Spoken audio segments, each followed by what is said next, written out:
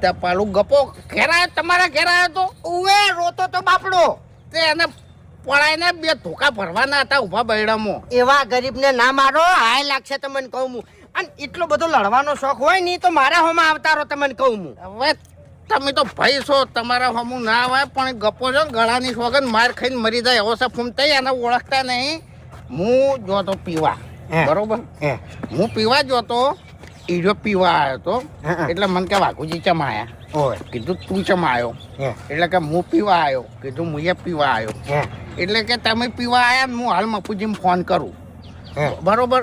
હું કહ્યું એ ગપ્પા રવા દે મફુજીને ફોન નહીં કરવો દવા દે બધું ના કે મફુજીને ફોન કરીને બોલાવ તમે દારૂ પીવા આવ્યા છો બરોબર.